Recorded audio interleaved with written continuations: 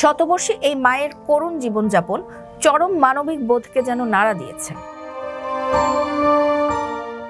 নিজের জীবনকে বিসর্জন দিয়ে যিনি সন্তানদের মানুষ করেছেন, সেই লাল বড়ু বেগমের দিন কাটে এখন মুরগির ঘরে।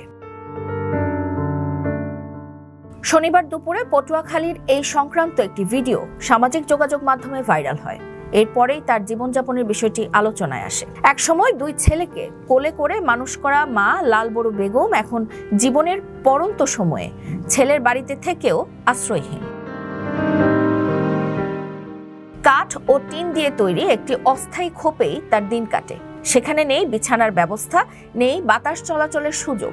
বর্ষায় খোপের মধ্যে পানি পড়ে, গরমে দম বন্ধ হয়ে আসে। জানা গেছে প্রায় 2 যুগ আগে স্বামীকে হারানোর পর থেকেই সংগ্রাম শুরু হয় লাল বড়ুর। ভিক্ষা করে সংসার চালিয়েছেন, সন্তানদের মুখে খাবার তুলে দিয়েছেন, অথচ সেই মা দিনের পর দিন মুরগির খোপে পড়ে থাকেন। লাল বড়ু বেগমের বড় ছেলে মোস্তফা ও ছোট ছেলে নাসির। লাল বড়ু বড় ছেলে মোস্তফার বাড়িতে থাকেন, কিন্তু সেই ঘরে তার ঠাঁই নেই। অস্থায়ী খুপড়ি একটি ঘরে মোস্তফা, তার স্ত্রী রিনা ও মা লাল বড়ু একসঙ্গে থাকেন। কিন্তু প্রতিদিন সকালে মোস্তফা ও তার স্ত্রী ঘরে তালা ঝুলিয়ে কাজের উদ্দেশ্যে বেরিয়ে যান। এ সময় ঘরের সামনে উঠানে বসে থাকেন লাল বড়ু। চলাফেরা সীমিত, নিজের মতো করে টয়লেট ব্যবহারও করতে পারেন না তিনি। এভাবে সারাদিন পার হয় তার।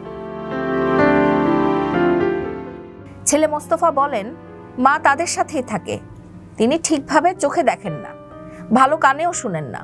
কয়েকদিন আগে মা ঘরে থাকা অবস্থায় চুরি হয়েছে, এ কারণেই ঘরে তালা দেওয়া ছিল। স্থানীয়রা জানিয়েছেন পরিবারটি ভূমিহীন, তারা কোনো সরকারি সহায়তা পায় না। সমাজের সামর্থ্যবানদের এগিয়ে আসা উচিত, যাতে এই মা অন্তত শেষ বয়সে একটু শান্তি পান।